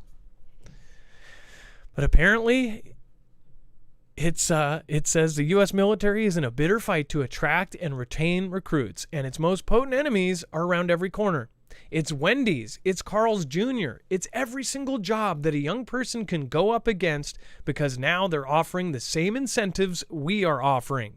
That's our competition right now, said Army Colonel Sergeant Major Marco Arens. It says the head of Nevada Army National Guard Recruiting and Retention Battalion. It says Major Arens and other National Guard officials briefed reporters Wednesday on the recruiting crisis confronting America's armed forces. Guard and active duty service leaders say that they face the worst recruiting environments in the 50-year history of the country's experiment with an all-volunteer force. With the exception of the Marine Corps, each service expects to fall short of its recruiting goals in fiscal 2023. The Army expects to be about 10,000 short of its recruiting goal. Service officials told Congress in April the Navy is on track to be about 6,000 short, and the Air Force will miss its mark by about 10,000 as well. The Army, Navy, and Air Force offer enlistment bonuses to entice recruits. Incentives that once made military service attractive are now matched by private sector employers equally desperate to fill job vacancies. It says we used to be the sole entity. Hey, we'll pay for your college, Sergeant Major John Foley of the U.S. Army. But now lots of organizations, lots of companies out there are doing the same. Dex, so really the college was the difference. I remember when. No, I'm going to call BS on this. This is my opinion, and I'm not happy with it. The facts in this document or in this article are correct. They're missing the mark. These guys are on a podium trying to explain why they can't miss the mark, and they can't say why they can't miss the mark. So they're blaming these other companies, saying that when I was a kid, I had my college paid for by the company I worked for. They paid my tuition. This is not new. This has been happening for a long time. It's not that the incentives aren't there. The incentives are there, and sure, lots of other companies offer incentives for careers. They are doing things that are making it look unattractive, and they don't want to admit that and say it. People don't want to join. And it's not about, oh, well, I can get my college paid for if I go work at Chick-fil-A, and I'm not going to join the military now because that was my only way. I mean, yes, to some extent, there may be a little bit of that, but I'm calling buckets on this because they're just using it as an excuse because they're not willing to admit what the real problem is. And the real problem is what they've done to our military, the changes that have been made. And I'm not going to go into all of it because it fires me up, and I don't want to get a bunch of people riled up over it. But I just don't think where we stand today, the military we had when I was younger, when even 5-10 years ago, was much more attractive than where it is today, and it has nothing to do with a college incentive. They are offering huge incentives right now. It's not a money issue. Okay, they're just using that as an excuse. And I was going to say, that's my opinion. I'm sorry, stepping off the soapbox. Dick's Burgers here. 20 years ago offered college educations, and that's why people did it. There were plenty of places that did. Heck, I think Petco, a lot of places did. So you're right on that. And I remember, like, people would work there, and I was remembering, like, it was $15 an hour way before the $15 thing. It was like $8, and they were paying $15. So there's been places like this, and they were easy to go get a job at, right? As far as this goes, they're saying Wendy's and Carl's Jr. are their competition. Well, maybe it's because you used to have, advertisements that showed Navy SEALs and showed, I'm sorry, but you really have to look at your audience. You're looking at 15 to 17-year-old kids, and they look at, the commercials of them firing huge weapons or flying like a top ace through stuff, or, firing some sort of huge automatic weapon or jumping out of a plane into a boat and all of that. That used to be the ads. right? Or using night vision and straight up being Metal Gear Solid in real life. That pumped people up. That almost had, I mean, literally, that got me when I was a kid. If I didn't have tattoos when I was 18, I would have already been in there. And when you talk about the ads now, look at the ads. I'm sorry, I won't even tell you. You can just go look for yourself.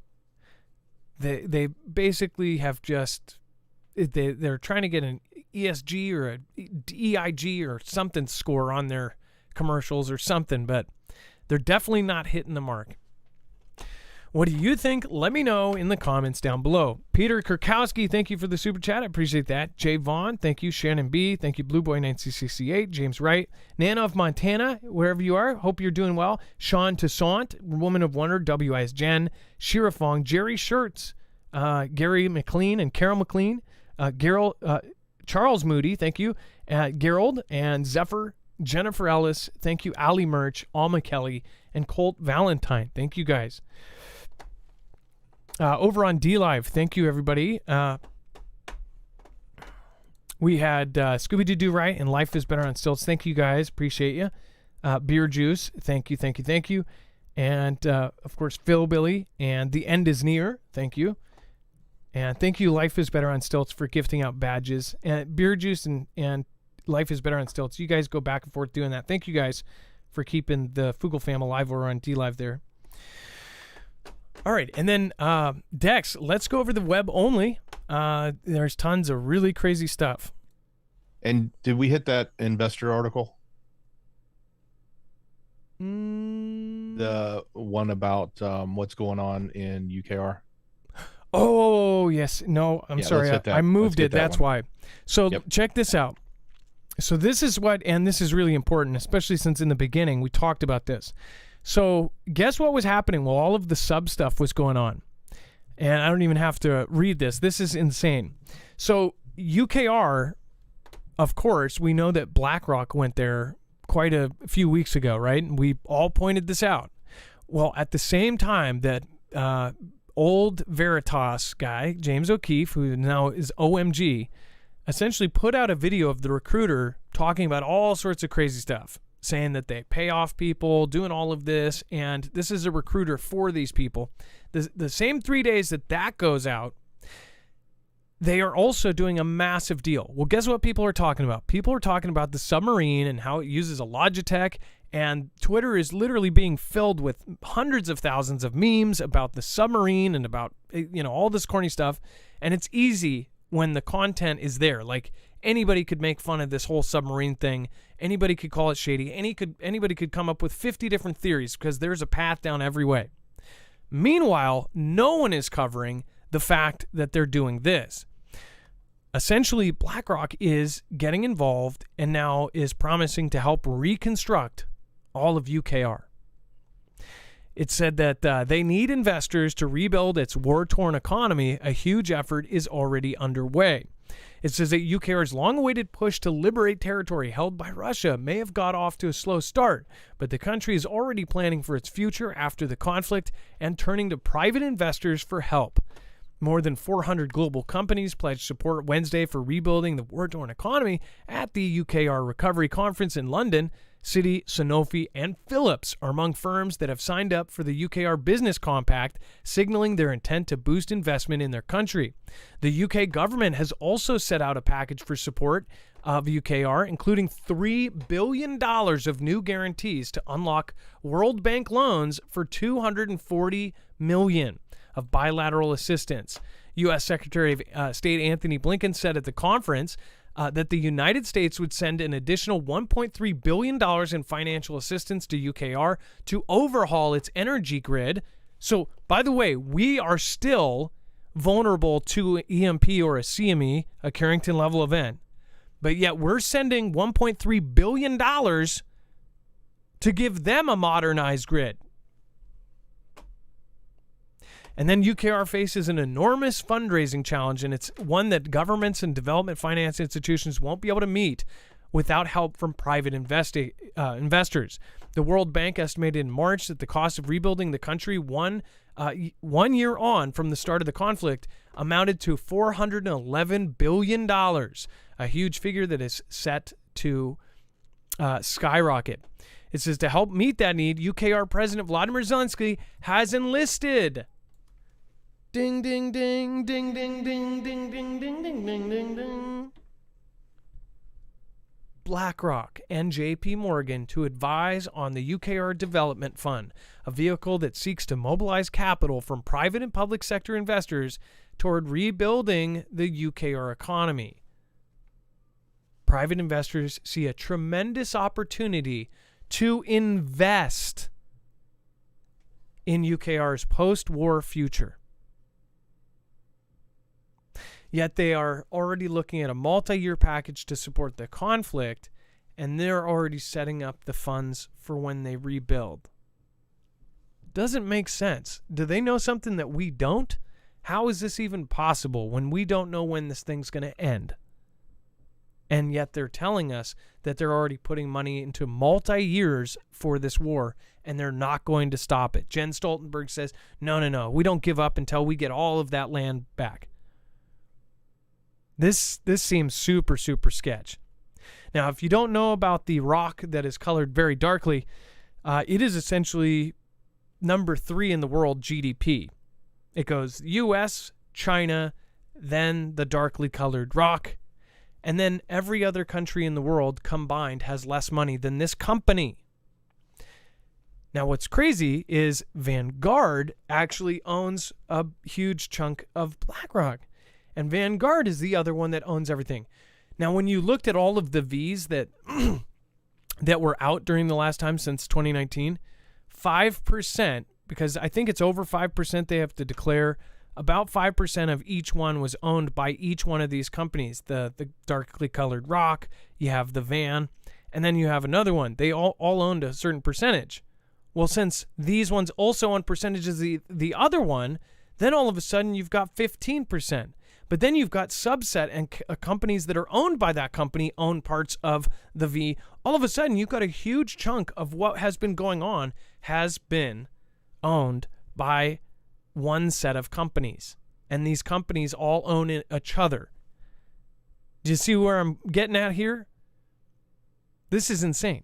Dex, you actually were able to put some connections together on Twitter, too, that the ones own the others. The others own this. I mean, like, at the end of the day, BOK is a public company, so it's actually owned by the shareholders. And while Larry Fink, who's in charge, gets to make day-to-day decisions, and when we see all these things happen that they're doing, yeah, it's him doing it. But at the end of the day, the shareholders could literally boot him out if they wanted to, because the insiders, like Larry and his other cronies that started it, they actually own less than 1% of the company. When you combine it all, they really don't own it. They're just operating it. So they're beholden to the shareholders. Doesn't mean they don't do evil things, and they do, or doesn't mean they couldn't do evil things, and they probably, in my opinion, do. But the ownership, the largest ownership of BLK is actually the institutional money, and the biggest institution that owns them is Vanguard. And the interesting thing is Vanguard's not a public company. It's a private company. They claim, and maybe it's true, but they claim that all the funds that they have, the funds that they manage, those are the owners. Their customers basically own the company. But at the end of the day, there is no public reporting. There is no clear answer of, like, individual owners can vote out the leadership if they so choose. It doesn't seem like that's apparently there. So ultimately, you've got big old BLK, and you've got big old, almost as big, like just right behind them, Vanguard, but they're probably bigger because they own the largest chunk of BLK, which is very interesting when you think about who is really in control. And now the CEO who runs Vanguard is Mortimer. Oh my gosh, I just forgot his last name. But anyway, Tim Buckley, Mortimer Buckley, he goes by Tim. So you got him and Larry are probably the two most powerful people right now from the financial sector that seem to own everything. And by the way, go grab, just Google or DuckDuck, who's the largest owner of Apple? Who's the largest owner of Pepsi? Pick a company and type it in, and you'll see it's an institutional owners, and it's going to be typically it's BLK and Vanguard. And it's one or the other. look One at of them's your- in the first position, the other's in the second position. They own it all. Look at your own retirement plan, and most companies offer the retirement plans through, or the investment package is through them. They basically, all these huge companies use them. So if you want to invest, it's investing through them. So you're handing off your savings, your money to them, right? They control it. Keyword control. And JP Morgan, which, as you know, they have been in the news lately for their connections to all this craziness.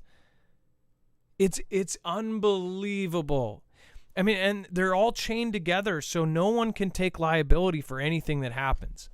I mean, the way they have set it up, this is how the 1% do this stuff. They have this for this, and this for this, and this for that. Nothing is directly connected to anybody. It's all, and then if somebody takes one for the team, oh, I'll resign. Then the 40 other companies they own, they go, oh, don't worry, we'll just send you over there. This is really crazy, because if you think about everything that's happening, every company decision, and that's why people, when they say, oh yeah, you mean the whole world is, yeah, they're all getting together and they're coming up with some crazy plan. Yeah, because they're all owned by the same people. It becomes less and less crazy. And you start to realize how interconnected everything really is. Meanwhile, they're telling you it's all a coincidence. And that's why they say that stuff about coincidence. There are none, right? It's really unbelievable how connected all of this is. And once you see it, you can't unsee it. You can't hit snooze again. And then people call you crazy for the rest of your life. But don't worry. Here you are surrounded by people that understand you. So as far as like this whole thing, man, it's one big world-changing thing after another, and people really are not seeing this coming. When we say that World War III is coming, people fearmonger, fear this, fear that. I think it's just a fact, and people really should stop looking at it like this crazy big thing, and they should be looking at it like this is going to happen. It's part of this thing that's gone on for years and years and years, and we really just need to prepare how to deal with it and adapt to it. Because in my mind and in many others, it's already started. It's happening as we speak, and people are blind to see it. Or they just don't want to accept it yet, or they're very, very big optimists. And that's okay to be. You can think whatever you want to think, and that's why it's a great world still, is we can still think to ourselves. Soon enough, though, Neuralink would be able to shut that down. So better think while you can. The thought police are coming. All right. Dex, now, sorry about that, and it's because we added it later.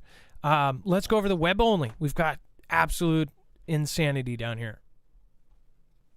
Yeah, there's a lot going on. So if you're new here and you don't know what we're talking about, go to marfooglenews.com. Click on the thumbnail for today's show. You'll land on this web page here with all the sources of the information we just covered.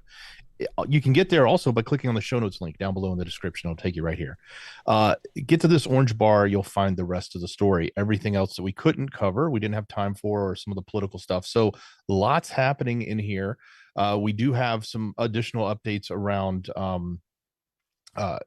we do have what's going on with the current president's son, so that's going to continue to be there. It's not, they don't put a lot out about that, which is rather interesting, but it's there. We've got some of it. There's some stuff going on with some other updates on the Titan. So I think there's another article in there that we didn't cover. So if you're looking for more coverage on that, it's there. We've got some stuff about other people who've been in submersibles as well. And then get this, this person who was one of the creators. It's funny because we were talking about the creator of the nuclear boom boom here in the US last night. We were talking about Oppenheimer. Well, one of the creators in Russia who was responsible for creating those apparently perished just yesterday or today. And they said he was he unalived himself, to use that phrase. So that's there if you want to know more about it. there's an interesting story about sticking with that topic. There's another one about nukes that were used in Mississippi, and I didn't even know that. So if you're kind of curious about that old history there, I'm sure those in Mississippi probably know about it. But go take a look; it's there. Updates on an interesting article, opinion piece by probably maybe an alternative. It's not mainstream, about potential gas stations running out of shortage and fuel and prices really going up. So if you're interested in that, it's there. We have updates on what's going on in UKR, got a little bit of the coverage of that. And we do have some of the political stuff, not a lot, but a little bit of what's happening. All of that's there. So, and so much more. I didn't even cover it all. But if you're looking for the rest of the story, it's on our website. We put it together for you every night. All you got to do is click on that show notes link down below in the description, or just go to the website, click on the thumbnail for the show, click on the thumbnail for last night's show. You'll see what you missed there too. It's every one of our big nightly shows. We put together as much news and information as we can share with you, and it's all right here on the webpage. And I do think this is an important one. The Russian Navy is seemingly attempting to disguise one of its patrol frigate admirals. They're adding a camouflage. They're trying to make it look like a different type. That's kind of stuff you would see in a Fantastic Freddy, or maybe in the setup to make them say that they're setting up a Fantastic Freddy. Just saying, if they put this out beforehand, quiet, nobody covers it, nobody talks about it, and then later on something happens, they go, they did a Fantastic Freddy, they painted their ship as something else, and then they attack themselves. Then they go, well, we told you about it, right? And then back to the other piece here, the up here, when it says, let's see here, the creators. What if one of these side countries grabbed Gregory and had him build something for them and then took him out, and then they make it look like something, right? If you didn't know how to build one, or if you didn't have the capabilities, you didn't have a scientist that could make you one, you're just a regular group or something, you grab somebody that could, I guess I'm thinking like a video game or like a fictional movie, right? And then make it look like they, you know what I'm saying? I just thought of that. Very odd. And then, we've seen just a lot of people perish lately that were involved in big boom boom events, like the Una boom boomer also perished, right? Like a week after all of this aluminum nitrate goes missing. It's just odd. All right, and then maybe they asked him for advice, like, "Hey, how did you build those?" Oh, yeah, don't tell anybody we asked you that, by the way. And then somebody on the inside. All right, just saying. That's crazy. It's crazy. All right, guys. Thank your mods for keeping it awesome in the chat. Thank you. Desert Nurse says, Dex, you are so correct, sir. The military is a shadow of its former self. Then they lie about the reason why everything is broken. That's not a surprise at all. Thank you, by the way. Thank you, Dex, for helping. Thank you for your service today. Absolutely. Much love. Great job, brother. I am, it is getting heated up in here. Our AC is down, and I'm starting to die down here. I am not looking forward to, like, the hot part. Luckily, I'm in a state that when it does get hot, it's not very much. It's not, very long. But when it does get hot, like that year, a couple years ago, 118 degrees, it was hell on earth. All right, you guys, thank you so much. Thank you to our wonderful mods. Thank you to all of our wonderful Foogle fam. I appreciate you. And thank you to everybody over on DLive. Thank you, everybody over on Rumble. Appreciate you guys. It is now time for the shoutro. It's not an outro. It's not a shout-out. It's a shoutro.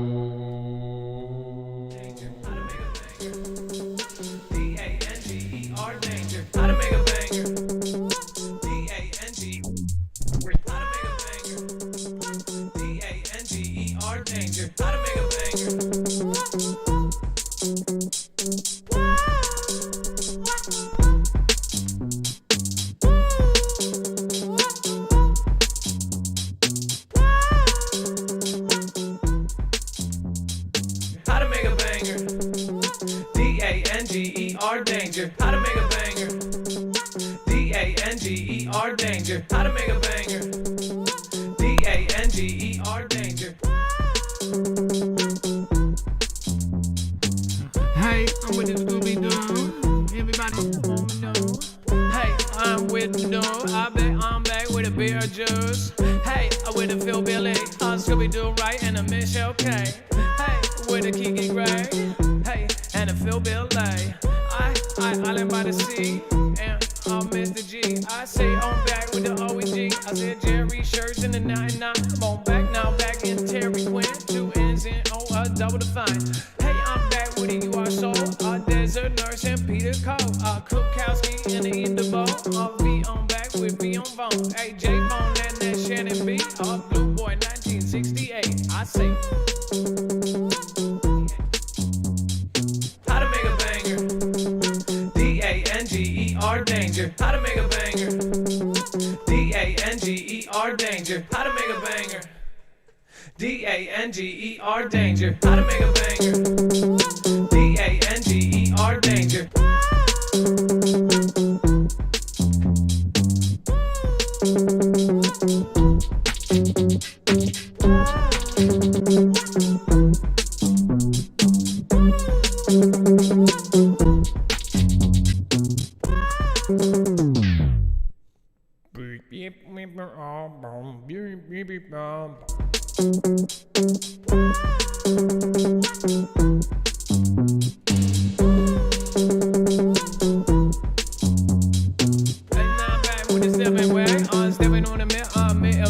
It's been a slight and kids got. I gotta walk the dogs and hit the sack. God bless y'all and the Stephen Man. I'm Rick Quill, R in the Mr. J. Hey, Allah, yes, in the MD. I said AD, MLD. I said a careful back with the MO5. Hey, back down with the Mag to Mag. I in the stage of Roman up the what the whoa nut. Hey, walk now back with the WI. Yes, on the don't know, silly world. I so well.